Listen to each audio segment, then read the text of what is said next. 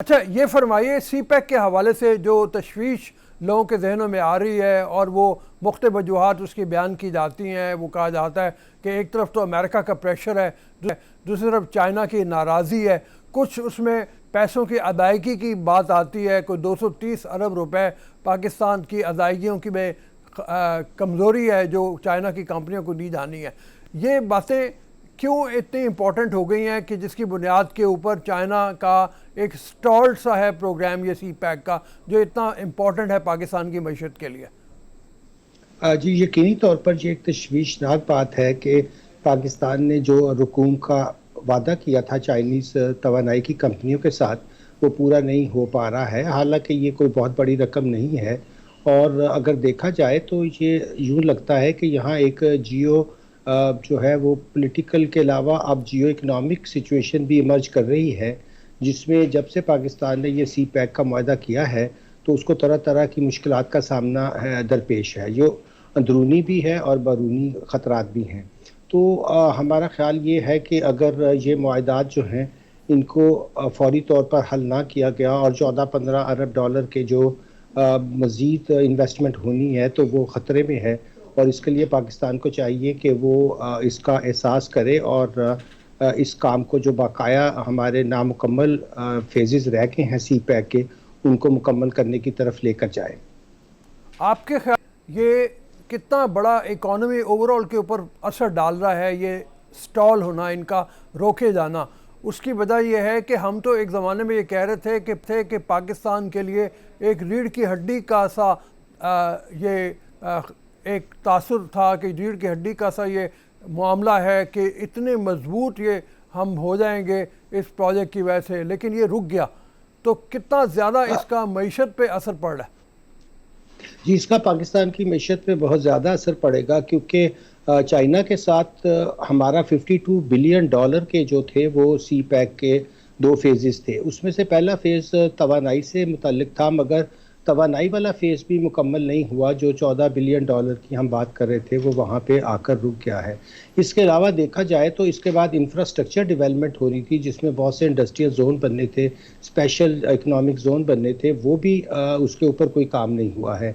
फिर एक railway line का मंसूबा आपको पता है कि ये M1 और 2 का जो था उस पर भी कोई पेशरफ्त नहीं हुई। तो असल जो इसको आपने सही फरमाया कि कहा जा रहा था कि ये तो गेम चेंजर है। अब गेम चेंजर जो था वो तो उससे पूरी पाकिस्तान की मईशत को जो एक बूस्ट मिलना था, जो यहाँ तरक्की होनी थी, वो यकदम रुक गई है। और ये सारे मुआहदात जो हैं ये पाकिस्तान की तरफ से दरअसल इसकी जो है वो मुकम्मल नहीं किए जा रहे। चाइना की तरफ से इसमें कोई रुकावट नहीं है।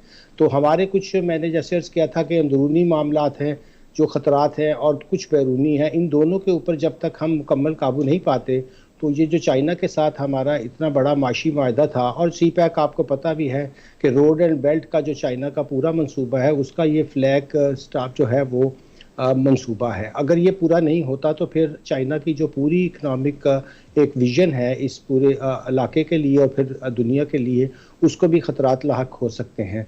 तो पाकिस्तान के लिए ये बहुत अहम है कि पाकिस्तान इन मंसूबों की तकमील जल्द अज जल्द करे, और चाइना जो है वो अपनी इन्वेस्टमेंट तभी करेगा जब हम अपनी तरफ से ये सारे जो भी हमने उनसे वादे किए हैं वो हम पूरे करते हैं।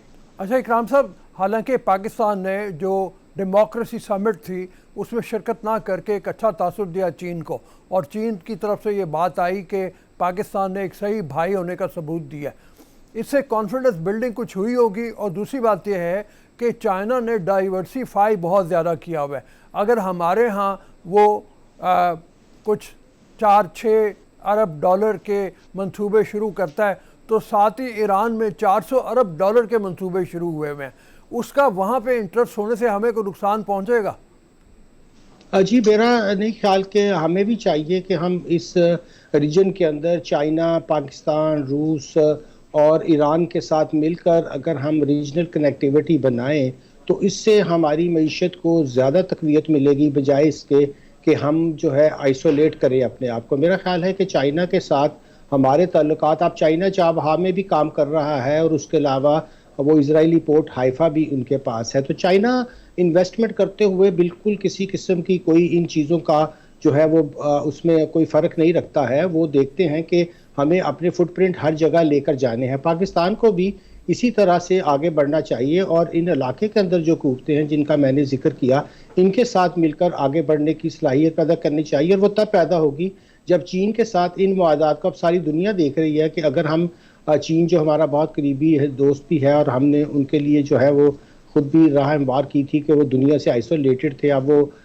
میرا خیال ہے 2033 تک وہ دنیا کی سب سے بڑی اکانومی بننے والے ہیں. تو پاکستان کے لیے بڑا سنہری موقع ہے کہ وہ اس کا فائدہ اٹھائے اور چائنا کے ساتھ اپنے منصوبوں کی تکمیل کے طرف جائے. آپ کے نزدیک سب سے پہلا قدم یہی ہے اس برف کو توڑنے کا کہ جو پیسے رکے ہوئے ہیں ان کے وہ ادا کیے جائیں. پاکستان بہت بڑی معاشی مشکلات کا شکار ہے.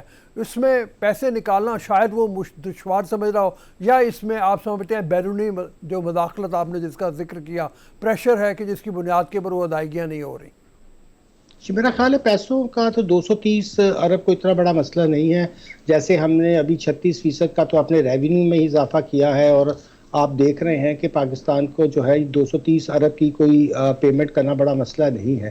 مگر لگتا یہی ہے کہ اس وقت جو بیرونی ہمارے اوپر پریشرز ہیں جو باہر کی طاقتیں ہیں وہ دراصل ہمیں اس بات کے اوپر مجبور کر رہی ہیں کہ ہم ان معاہدوں کو میں آگے نہیں بڑھے. اور میرا خیال ہے کہ سی پیک اتھارٹی ہو یا کوئی بھی ہو انہیں سمجھنا چاہیے کہ چین کی جو خارجہ پالیسی ہے اور جو ان کے باقی ممالک کے ساتھ تعلق اس میں بہت ہی وہ سنجیدگی سے مظاہرہ کرتے ہیں اور ایک بڑا ہی ان کا جو ہے وہ اس میں بڑا رکھ رکھاؤ ہوتا ہے. تو ہمیں اسی کو مد نظر رکھتے ہوئے چائنا کے ساتھ جو ایک وقتی طور پہ تعطل پیدا ہوا ہے اس کو ختم کرنا چاہیے اور اپنی طرف سے بھرپور اس وقت کوشش کرتے ہوئے جو بھی ان کے ساتھ ہم نے جی سی میٹنگ میں جو وعدہ کیے تھے سب کو پورا کرنا چاہیے. یہی پاکستان کے لیے فلاح کا راستہ ہوگا اور یہی پاکستان کی معاشی ترقی کی طرف ہمیں لے کر جائے گا. دیکھیے نا ایک طرف تو یہ صورتحال تھی کہ آصف زرداری صاحب کا دور تھا جب انہوں نے کہا میں ہر 3 ماہ کے بعد چائنا کا دورہ کیا کروں گا اور ابھی صورتحال یہ ہے سفارتی طور کے اوپر کافی عرصے سے لگتا ہے کہ جیسے ہمارا کوئی رابطہ نہیں ہے وہاں پہ. یہ آپ کے خیال میں یہ بھی نقصان دہ ثابت ہو رہا ہے؟ جی بہت بری طرح ہم آئسولیٹ ہو رہے ہیں. چائنا کا یہاں نہ آنا اور آپ کو پتہ ہوگا کہ ان کے جو تھے صدری اور وزیر اعظم بھی وہ مستقل پاکستان میں آنے کے لیے دلچسپی کا اظہار کرتے رہے مگر پھر ہمارے ہاں جو ایک پولیٹیکل بے یقینی ہے اور آپس میں محاذ آرائی ہے اس کی وجہ سے بھی ہم جو ہے وہ بہت پیچھے جا رہے ہیں اور بجائے اس کے کہ ان حالات کے اندر سارے ایک قومی جو ہے وہ مفاد کے اندر یہ سوچیں کہ یہ جو گڈ اکنامکس ہے یہی گڈ پالیٹکس ہے تو ہم چائنا کے ساتھ اپنے تعلقات کو دوبارہ سے بحال کریں اور یہ جو بے یقینی کی صورتحال ہے اس کو ختم کریں. اور اس کے اوپر میرا خیال یہ ہے کہ ایک قومی طور پر ہمیں ایک اتحاد اور ایک میثاق بلکہ کرنا چاہیے کہ چائنا کے ساتھ جتنے بھی ہمارے معاہدات ہیں ان کو ہم آگے لے کے چلیں. اور پھر آپ نے بالکل صحیح کہا کہ یہاں سے جس طرح کی ہماری ڈپلومیسی ہونی چاہیے تھی اکنامک بھی اور فارن افیئرز میں چائنا کے ساتھ ہمیں بڑھ کر آگے ملنا چاہیے تھا اور آنا جانے کا سلسلہ ہونا چاہیے تھا وہ بھی دوبارہ سے بحال ہونا چاہیے. تھینک یو ڈاکٹر صاحب آپ نے بڑی تفصیل سے بتایا. سی پیک کے حوالے سے بالکل ہمیں فوری طور پہ اس کا نوٹس لینا چاہیے. سفارتی محاذ کے اوپر بھی ہمیں آگے بڑھنا چاہیے. چین سے اپنے تعلقات دوبارہ استوار کرنے چاہیے اور جو ان کی شکایتیں ان کی ازالے کے لیے کچھ نہ کچھ ہونا چاہیے.